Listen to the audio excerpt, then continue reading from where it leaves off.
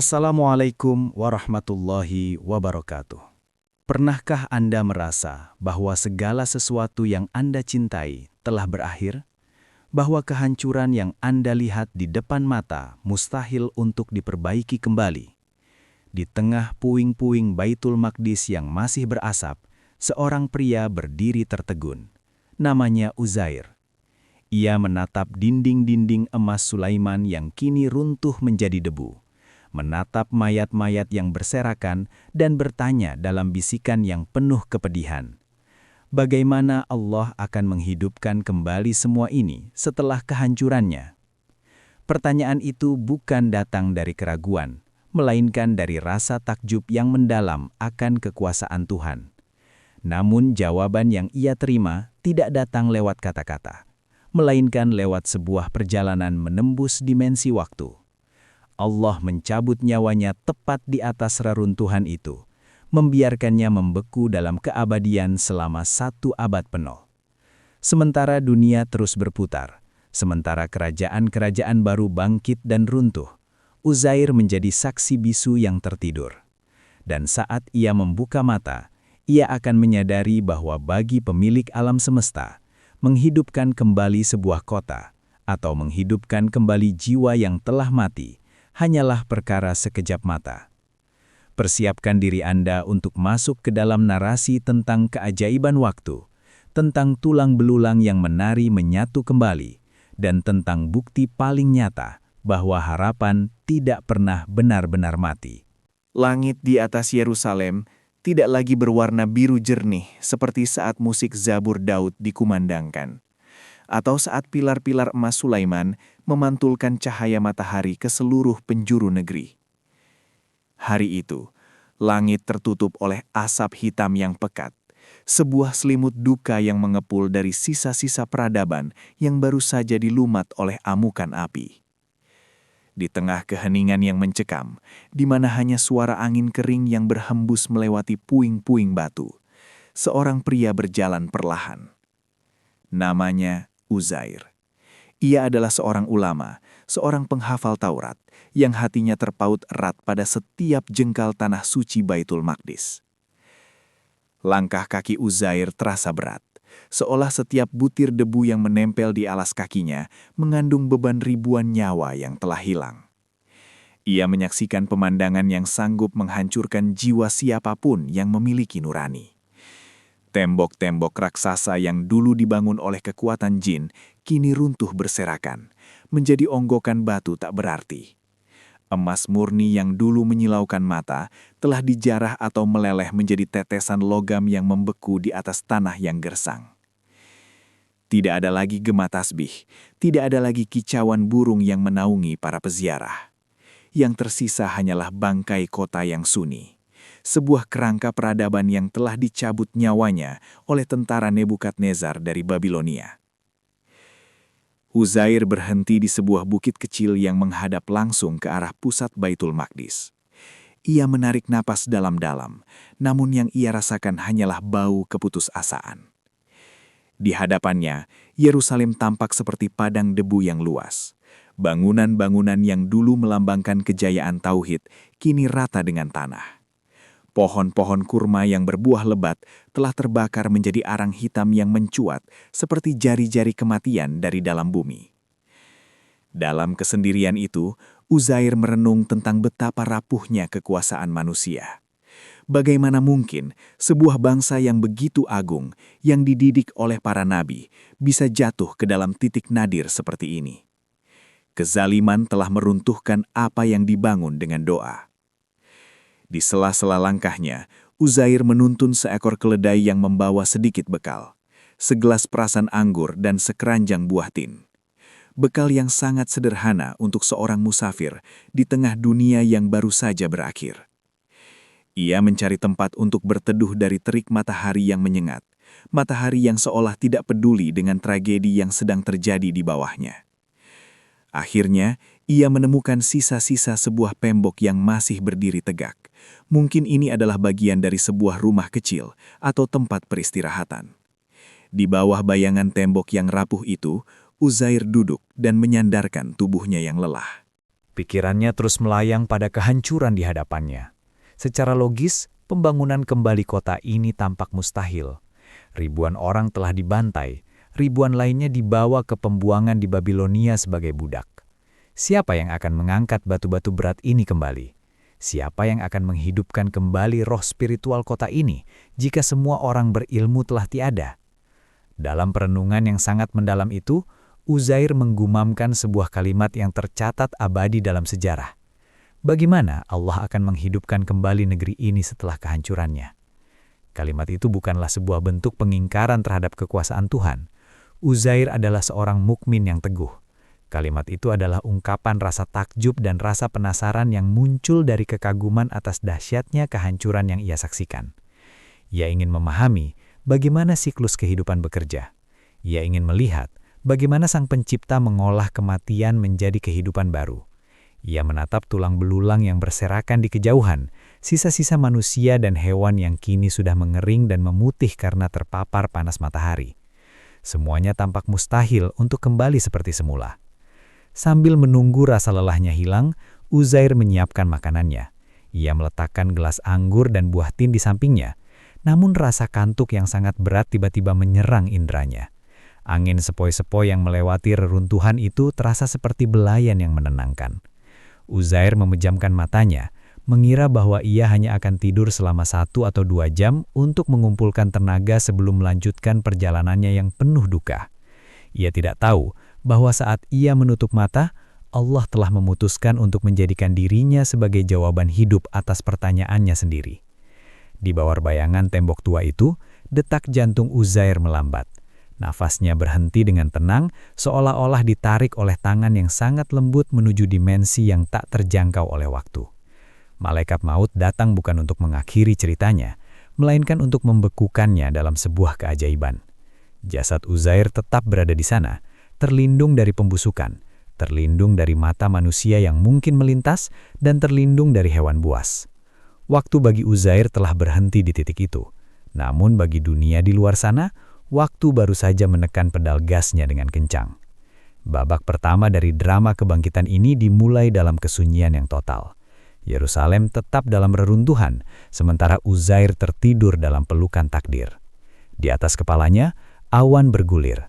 Matahari terbit dan tenggelam ribuan kali, sementara ia tetap menjadi rahasia yang tersimpan rapat di bawah bayangan tembok reruntuhan. Inilah titik nol, di mana iman seorang hamba akan diuji dengan cara yang paling spektakuler, dengan membiarkannya mati untuk kemudian melihat bagaimana Allah menghidupkan kembali segala sesuatu. Keheningan yang menyelimuti jasad Uzair di bawah bayangan tembok tua itu bukanlah keheningan biasa. Itu adalah keheningan yang sakral, sebuah vakum waktu yang diciptakan oleh Sang Pemilik kehidupan. Saat napas terakhir Uzair berembus, alam semesta seolah-olah sepakat untuk menyembunyikannya dari pandangan dunia. Allah memerintahkan bumi, angin, dan cahaya untuk menjaga hambanya yang sedang diistirahatkan ini sebagai bukti nyata bagi generasi mendatang. Tahun-tahun pertama berlalu dalam kesuraman. Yerusalem tetap menjadi kota hantu yang ditinggalkan. Reruntuhan yang disaksikan Uzair sebelum tidurnya perlahan-lahan mulai tertutup oleh semak berduri dan debu yang dibawa oleh badai gurun. Namun, ada sesuatu yang ajaib terjadi pada tempat di mana Uzair berbaring. Meski tembok di atasnya tampak rapuh dan nyaris roboh, ia tidak pernah benar-benar jatuh menimpa jasad sang nabi. Binatang-binatang buas yang mencari mangsa di antara puing-puing kota, seolah-olah dialihkan pandangannya oleh para malaikat agar tidak mendekati area tersebut. Uzair berada dalam perlindungan malakut yang tak tertembus. 1 dekade berlalu, kemudian 2, lalu 5. Di luar Yerusalem, dunia terus bergolak.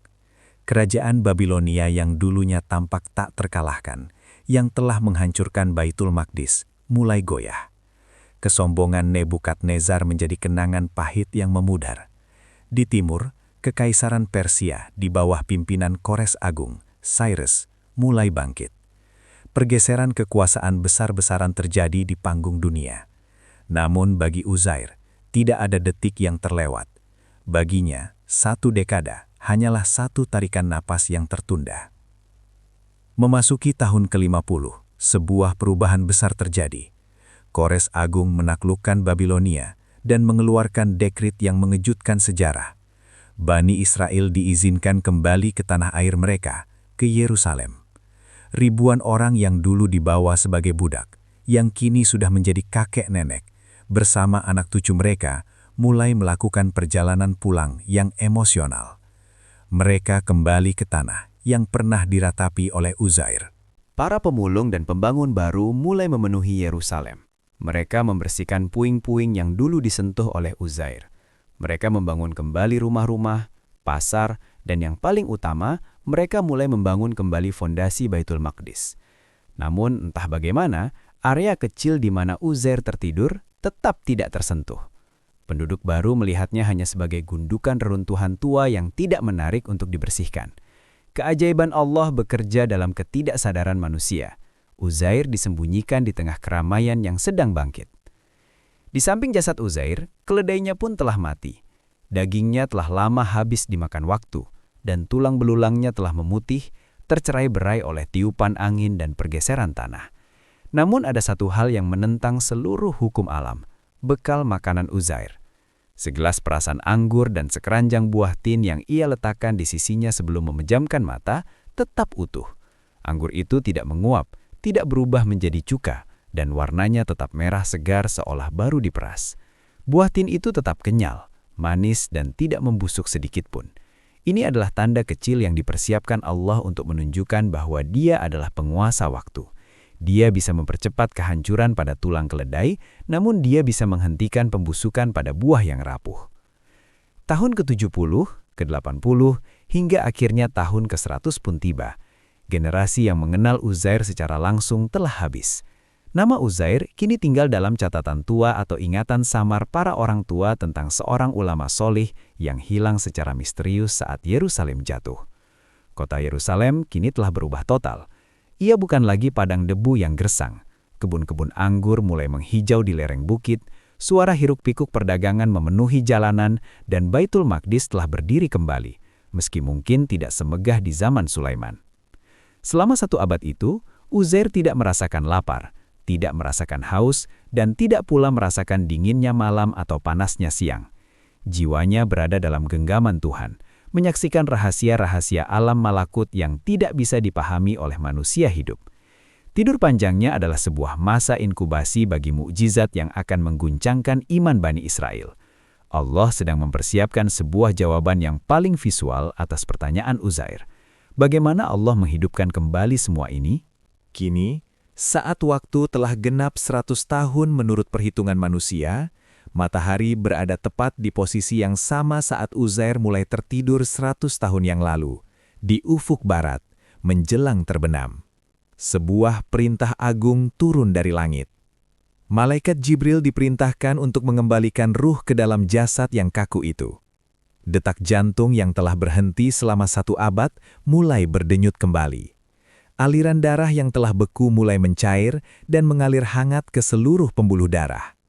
Paru-paru yang telah kering mulai mengembang, menghirup udara Yerusalem yang kini telah bersih dari asap peperangan. Dalam keheningan reruntuhan yang kini dikelilingi oleh kota yang baru, Uzair mulai menggerakkan jemarinya. Kelopak matanya bergetar. Ia bangun dari sebuah kematian panjang, seolah-olah ia baru saja terbangun dari tidur siang yang agak berat. Ia tidak menyadari bahwa di luar sana, kerajaan-kerajaan telah berganti. Raja-raja telah mati, dan dunia telah berputar sejauh 100 tahun. Bagi Uzair, semuanya masih terasa seperti hari yang sama. Ia masih merasakan sisa kepedihan dari pemandangan kota yang hancur, tanpa menyadari bahwa kota itu telah bangkit kembali di balik tembok tempat ia bersembunyi. Inilah saat di mana dimensi waktu manusia dan dimensi waktu Tuhan bertemu dalam satu titik kesadaran. Uzair akan segera menghadapi kenyataan yang akan mengubah seluruh cara pandangnya terhadap hidup dan mati. Ia akan melihat bagaimana Allah, dengan satu kalimat kun fayakun, sanggup menjahit kembali waktu yang terputus dan menghidupkan kembali harapan dari debu yang paling halus sekalipun. Uzair membuka matanya perlahan. Hal pertama yang ia rasakan adalah sinar matahari yang menyusup di antara celah reruntuhan tembok. Sinar yang terasa hangat, namun sedikit berbeda dengan ingatan terakhirnya. Ia mengusap wajahnya, merasakan kulitnya masih kencang dan rambutnya masih hitam legam, persis seperti saat ia merebahkan diri tadi.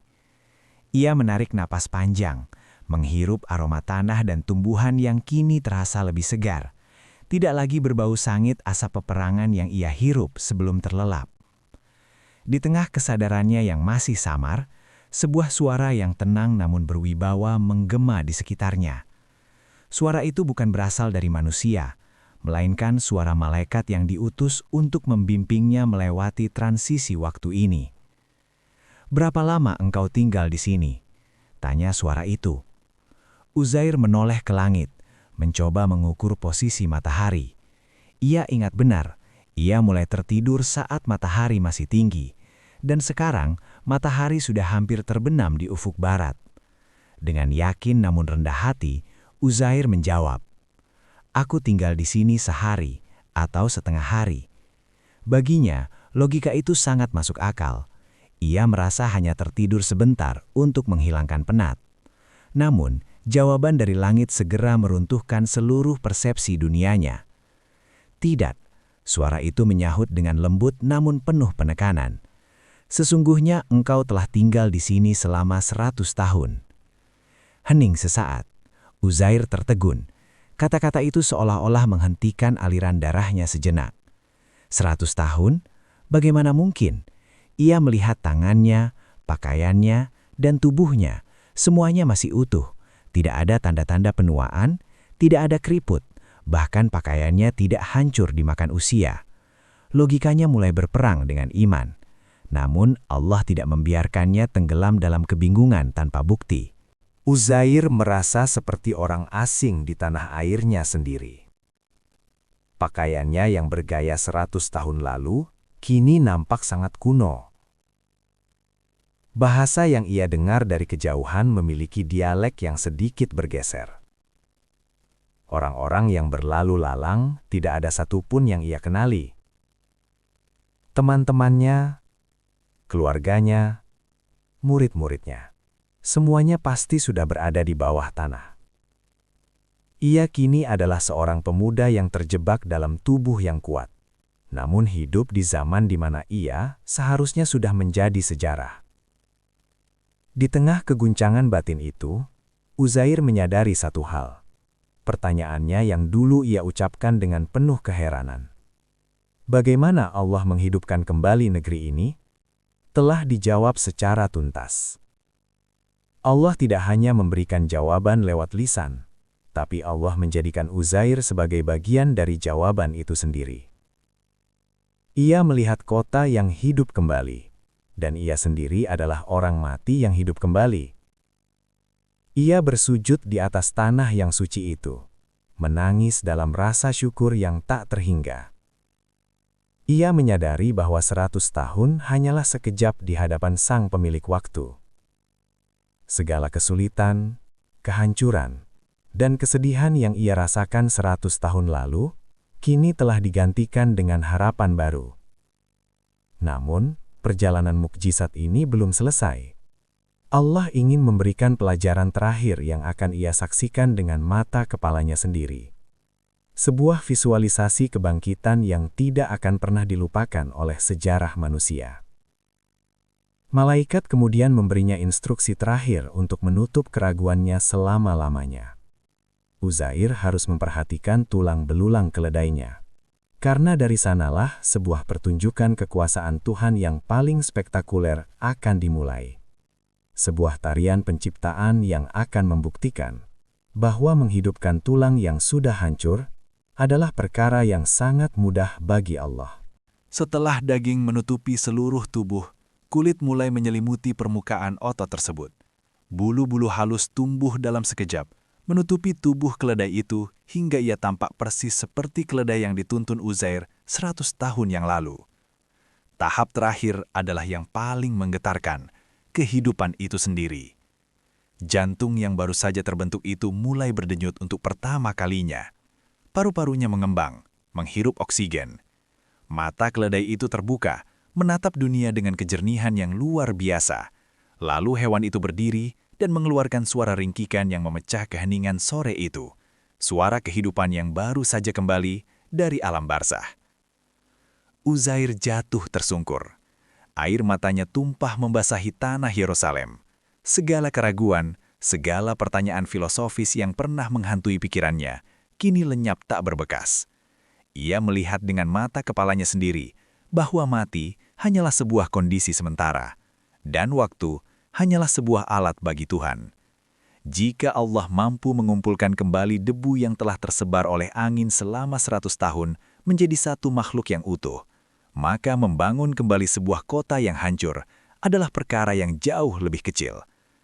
Aku mengetahui bahwa Allah Maha Kuasa atas segala sesuatu, bisik Uzair dengan suara yang bergetar karena takzim. Keledai itu kini berdiri tenang di sampingnya, seolah-olah ia baru saja bangun dari tidur singkat, sama seperti tuannya. Namun bagi Uzair, keledai ini adalah bukti berjalan. Hewan ini adalah saksi sejarah yang melompati 1 abad. Uzair menyadari bahwa ia tidak boleh tetap diam di reruntuhan itu. Ia membawa bekalnya, buah tin dan anggur yang masih segar, dan menuntun keledainya menuju jantung kota Yerusalem yang baru. Perjalanan itu adalah perjalanan yang ganjil. Uzair berjalan melewati jalanan yang kini sudah diaspal dengan batu-batu rapi, melewati rumah-rumah penduduk yang gaya arsitekturnya sudah berubah.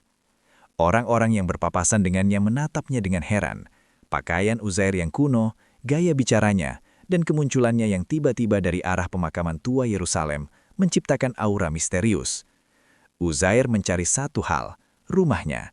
Ia ingin tahu apakah masih ada sisa-sisa keluarganya yang tersisa, ataukah namanya masih diingat oleh penduduk kota. Setelah daging menutupi seluruh tubuh, kulit mulai menyelimuti permukaan otot tersebut. Bulu-bulu halus tumbuh dalam sekejap, menutupi tubuh keledai itu hingga ia tampak persis seperti keledai yang dituntun Uzair 100 tahun yang lalu. Tahap terakhir adalah yang paling menggetarkan, kehidupan itu sendiri. Jantung yang baru saja terbentuk itu mulai berdenyut untuk pertama kalinya. Paru-parunya mengembang, menghirup oksigen. Mata keledai itu terbuka, menatap dunia dengan kejernihan yang luar biasa. Lalu hewan itu berdiri dan mengeluarkan suara ringkikan yang memecah keheningan sore itu. Suara kehidupan yang baru saja kembali dari alam barzah. Uzair jatuh tersungkur. Air matanya tumpah membasahi tanah Yerusalem.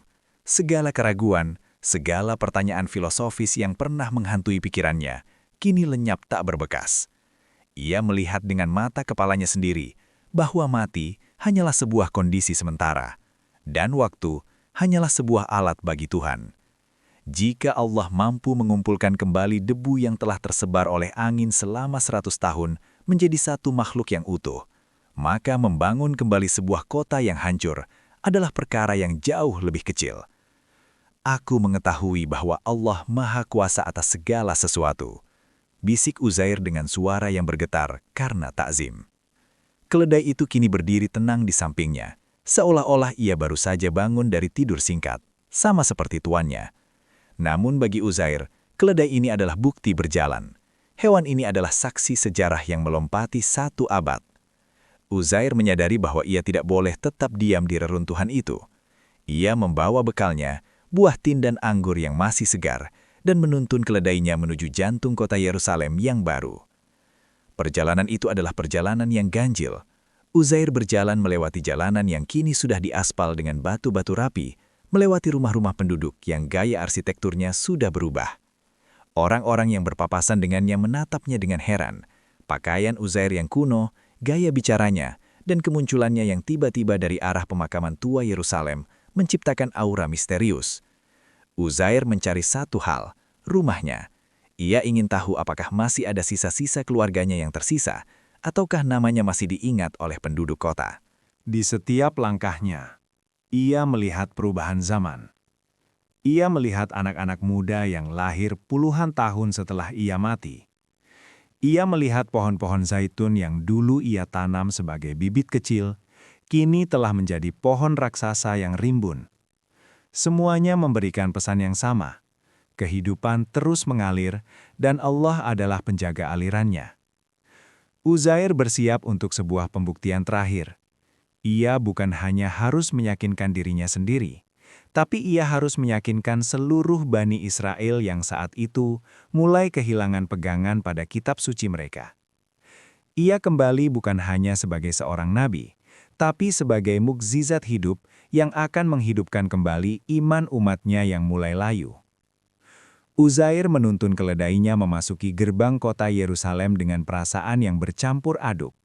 Setiap sudut jalan yang ia lalui terasa seperti fragmen mimpi yang tumpang tindih dengan realitas.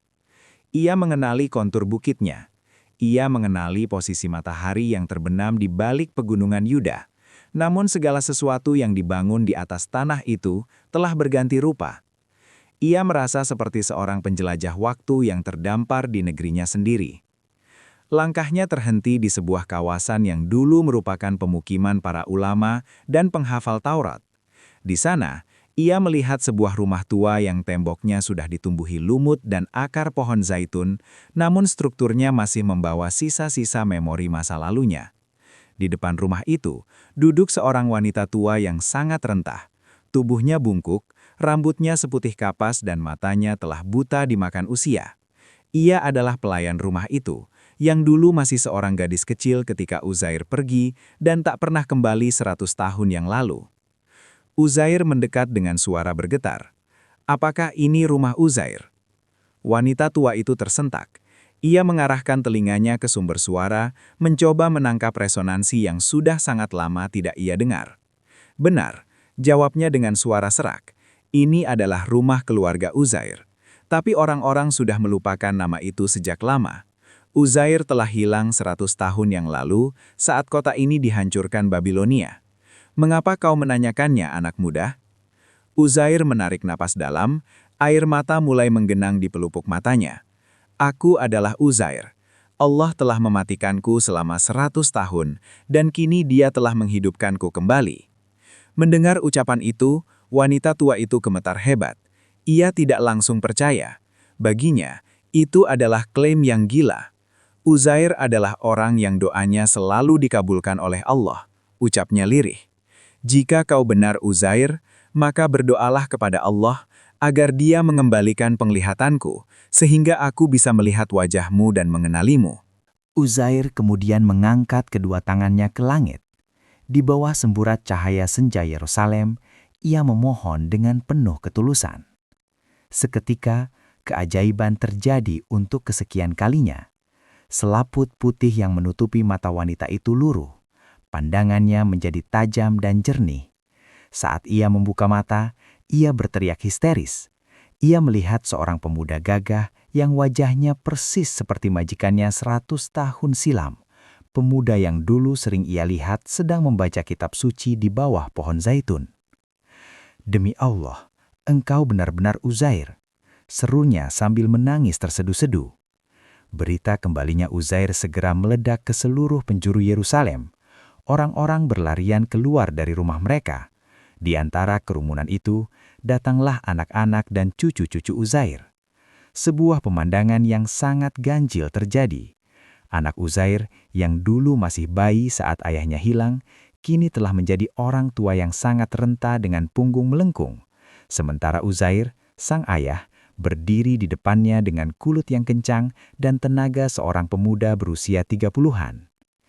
Anak itu menatap ayahnya dengan keraguan yang mendalam. Ia mencari sebuah tanda fisik yang pernah diceritakan oleh ibunya. Ayahku memiliki tanda lahir berbentuk bulan sabit di antara kedua belikatnya, ucap sang anak dengan suara gemetar. Uzair kemudian membuka bagian atas pakaiannya, dan di sana tanda itu terpampang nyata. Tangis haru pun pecah. Sebuah keluarga yang terpisah oleh dimensi waktu selama 1 abad, kini bersatu kembali dalam sebuah pelukan yang tak masuk akal secara logika, namun nyata secara iman. Namun, masyarakat Bani Israel saat itu adalah kaum yang kritis dan seringkali skeptis. Para pemuka agama dan ulama Yerusalem datang menemui Uzair. Mereka membutuhkan bukti yang lebih dari sekedar tanda lahir atau kesaksian seorang wanita buta. Pada masa itu, kitab Taurat yang asli telah hilang terbakar saat penyerbuan Nebukadnezar. Tidak ada lagi orang yang menghafal Taurat secara utuh. Yang tersisa hanyalah potongan-potongan ingatan yang tidak sempurna. Jika engkau benar-benar Uzair, tantang salah seorang pemuka kaum, maka tuliskanlah kembali Taurat untuk kami. Sebab Uzair adalah salah satu dari sedikit orang yang menghafal seluruh isinya di luar kepala. Uzair kemudian duduk di tengah-tengah kerumunan. Di bawah naungan Baitul Maqdis yang baru, ia mulai melantunkan ayat demi ayat Taurat dengan suara yang jernih, tanpa keraguan sedikit pun. Setiap hukum, setiap kisah, dan setiap nubuat mengalir dari lisan Uzair seolah-olah ia baru saja membacanya beberapa menit yang lalu. Masyarakat terpaku dalam hening. Mereka yang menyimpan potongan-potongan catatan kuno segera mencocokkannya, dan semuanya tepat tanpa meleset satu huruf pun. Keajaiban ini bukan hanya mengembalikan kitab suci mereka, tapi juga mengembalikan identitas spiritual Bani Israel yang sempat hancur. Uzair menjadi bukti hidup bahwa Allah tidak pernah meninggalkan hambanya. Ia menjadi jawaban atas keputusasaan bangsa yang pernah dijajah. Kembalinya Uzair bukan hanya tentang hidupnya seorang manusia, tapi tentang hidupnya kembali harapan sebuah bangsa. Di momen itulah, masyarakat Yerusalem sadar bahwa mereka sedang berhadapan dengan sesuatu yang melampaui batas kemanusiaan. Namun saking takjubnya mereka, sebagian dari mereka mulai tergelincir pada kesalahan yang fatal. Mereka mulai menganggap Uzair bukan sekedar nabi, melainkan sesuatu yang lebih dari manusia. Sebuah ujian baru bagi iman mereka yang akan dibahas di bab selanjutnya. Uzair kini berdiri sebagai mercusuar di tengah kota, seorang saksi sejarah yang berjalan di antara gedung-gedung yang dulu ia lihat sebagai debu, mengingatkan semua orang bahwa bagi Allah tidak ada yang benar-benar mati selama janjinya masih ada.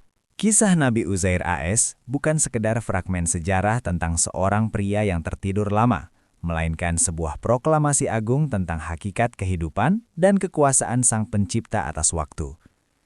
Di atas reruntuhan Baitul Maqdis yang dulu ia tangisi, Uzair belajar bahwa kehancuran hanyalah sebuah fase, bukan akhir dari cerita. Melalui tulang belulang keledainya yang menyatu kembali, dan melalui buah tin yang tetap segar meski seabad telah berlalu, Allah menunjukkan bahwa Dia tidak terikat oleh hukum alam yang kita kenal. Baginya, menghidupkan kembali sebuah peradaban yang telah menjadi abu atau membangkitkan miliaran jiwa di hari kiamat kelak hanyalah semudah membalikan telapak tangan. Uzair kembali ke tengah kaumnya bukan hanya untuk membawa Taurat yang sempat hilang, tapi untuk membawa bukti nyata bahwa harapan tidak boleh mati selama Allah masih bertakhta di atas arsy. Ia menjadi saksi hidup yang menjembatani masa lalu yang hancur dengan masa depan yang gemilang. Kisahnya adalah pengingat bagi setiap jiwa yang saat ini merasa sedang berada di titik terendah, bahwa kegelapan malam yang paling pekat sekalipun pasti akan berakhir dengan fajar, dan kematian yang paling sunyi sekalipun akan berujung pada kebangkitan yang megah. Kita semua adalah musafir waktu yang sedang berjalan menuju satu titik yang sama. Seperti Uzair yang terbangun dan menyadari betapa singkatnya dunia, kita pun kelak akan menyadari bahwa ribuan tahun di bumi hanyalah sekejap mata jika dibandingkan dengan keabadian di sisinya. Maka, jangan pernah bertanya bagaimana mungkin saat Allah sudah berjanji, karena bagi pemilik alam semesta, keajaiban adalah caranya menyapa hamba-hambanya yang beriman. Biarkan kisah Uzair ini menetap di hati kita sebagai pelita, bahwa di tangan Allah, puing bisa menjadi istana, debu bisa menjadi nyawa, dan setiap doa yang kita langitkan akan menemukan jalannya untuk dikabulkan, meski harus menembus dimensi waktu yang panjang. Karena pada akhirnya, bukan waktu yang menentukan nasib kita, melainkan iman kita kepada Sang Pemegang Waktu.